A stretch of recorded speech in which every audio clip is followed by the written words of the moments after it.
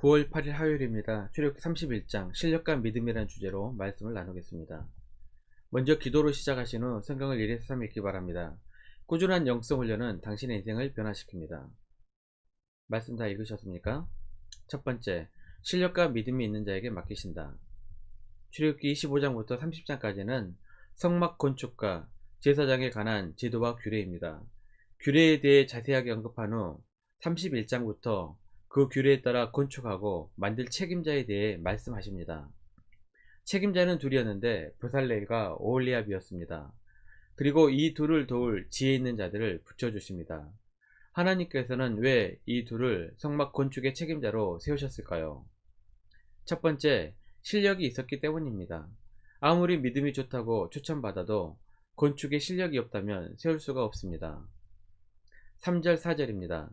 하나님의 영을 그에게 충만하게 하여 지혜와 총명과 지식과 여러가지 재주로 정교한 일을 연구하여 금과 은과 놋으로 만들게 하며. 실력이란 수많은 시간이 쌓여서 만들어지는 능력이나 기술입니다. 부지런함과 성실함, 그리고 인내력도 있어야 실력이 쌓일 수 있습니다. 그러나 아무리 부지런하고 성실해도 어떤 장벽을 넘어서는 실력에 도달하지 못하는 경우가 허다합니다. 그래서 필요한 것이 재능입니다. 그 재능은 하나님께서 주시는 것입니다. 은사나 달란트가 있어야 합니다. 이 둘에게는 하나님의 영이 그에게 충만하게 하셨다고 말씀합니다. 즉 하나님께서 그들에게 성령의 은사를 주셔서 그 은사를 잘 개발하여 실력을 갖게 된 사람이라는 것을 알 수 있습니다. 진짜 실력은 하나님께서 주신 은사와 달란트에 자신의 피나는 노력이 더해져야 가능한 것입니다. 이것이 하나님께서 이 둘을 택하셔서 책임자로 세우신 이유입니다.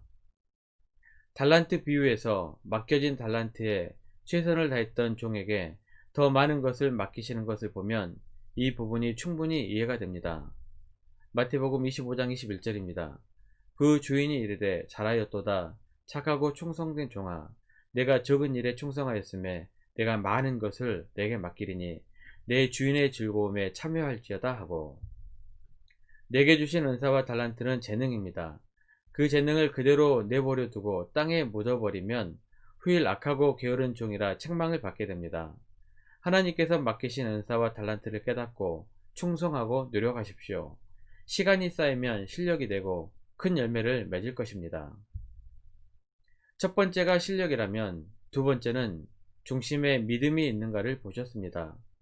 브살렐의 가문은 이스라엘에서 꽤나 유명한 가문입니다. 2절입니다. 내가 유다지파 훌의 손자여 우리의 아들인 브살렐을 지명하여 부르고. 브살렐의 할아버지가 훌입니다. 아말렉과 전투에서 모세가 손을 올리면 이기고 내리면 지는 전투가 기억나실 것입니다. 그때 모세의 옆에서 팔을 들어주었던 두 사람이 바로 아론과 훌입니다. 모세의 왼팔 역할을 했던 믿음의 가문의 손자였습니다. 반면 오홀리압은 가문이나 혈통으로 볼 때 그다지 내세울 것이 없었습니다.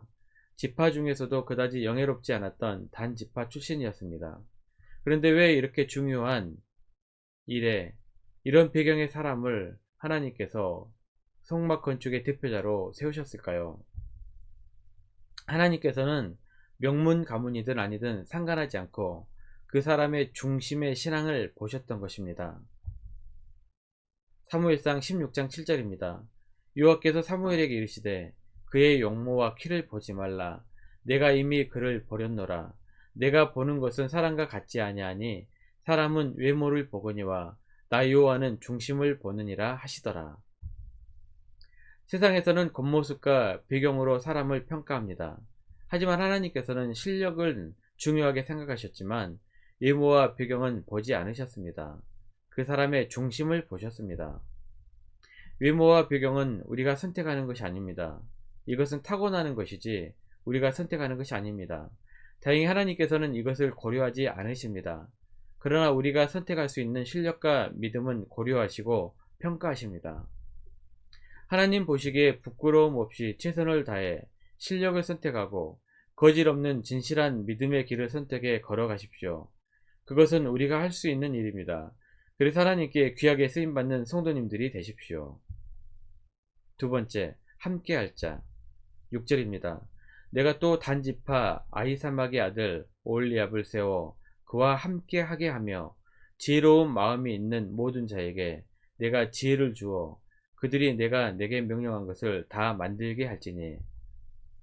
부살렐을 먼저 언급한 것을 보면 성막 건축의 총책임자는 부살렐인 것 같습니다. 하지만 성막 건축 같은 큰 일은 혼자서 할 수 있는 일이 아닙니다. 부살렐을 도와 함께 일할 유능한 사람이 필요했습니다. 하나님께서는 부살렐에게 오홀리압이라는 유능하고 믿음이 좋은 사람을 붙여주셨습니다. 부살렐의 부족한 부분을 채워주며 함께 하나님의 성막을 완벽하게 만들 수 있는 기술을 갖춘 오홀리압을 동역자로 세우신 것입니다. 하나님께서는 교회에서도 혼자서 모든 일을 하기보다는 함께 동역하시길 원하십니다. 그 동역자와 함께함으로 나의 부족한 부분을 채워주며 하나님의 큰 사역을 이루어 나갑니다. 여러분이 그런 동역자가 되시고 또한 함께 일할 동역자를 붙여달라고 기도하시길 바랍니다. 세 번째, 안식일 13절입니다. 너는 이스라엘 자손에게 말하여 이르기를 너희는 나의 안식일을 지키라. 이는 나와 너희 사이에 너희 대대의 표징이니 나는 너희를 거룩하게 하는 여호와인 줄 너희가 알게 함이라.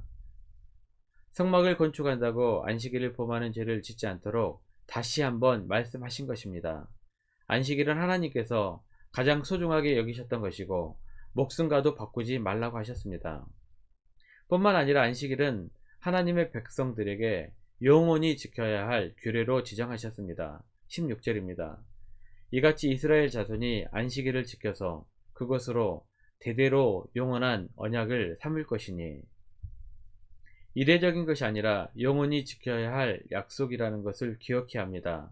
안식일에 드리는 예배를 목숨처럼 소중히 여기십시오. 이것은 영원한 약속입니다. 예배는 이 땅에서 천국을 경험하는 유일한 시간입니다. 천국에서는 매일 밤낮 쉬지 않고 예배하기 때문입니다. 그것을 이 땅에서 먼저 경험하는 성도님들이 되시기를 축복합니다. 계시록 4장 8절입니다. 네 생물은 각각 6날개를 가졌고 그 안과 주위에는 눈들이 가득하더라. 그들이 밤낮 쉬지 않고 이르기를 거룩하다 거룩하다 거룩하다. 주 하나님 곧 전능하신 이여 전에도 계셨고 이제도 계시고 장차 오실 이시라 하고. 말씀 요약합니다. 첫 번째, 하나님께서 성막 건축 책임자를 세우실 때 실력과 믿음 두 가지를 보셨습니다. 하나님의 자녀가 실력이 더하여지면 세상에 빛이 될 수 있습니다. 두 번째, 함께 일하면 더 큰 힘이 됩니다. 동역자들을 위해 기도하십시오.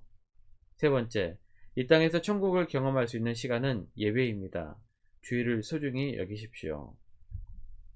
1년 성경 일독 주간 계획입니다. 오늘 화요일 에스겔 21장부터 23장까지 말씀을 천천히 묵상하십시오. 9월 중보 기도 제목입니다. 5가지 기도 제목을 위해서 충분하게 기도하시기를 바랍니다. 가정에서 기도하시기 힘드신 분들은 주중 기도의 시간을 이용하시면 됩니다. 새벽 6시부터 밤 10시까지입니다. 하루 30분씩 최선을 다하시기 바랍니다. 그러면 여러분의 삶이 변화될 것입니다.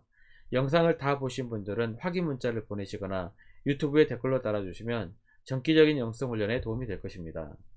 오늘 하루도 승리하시기를 기도합니다.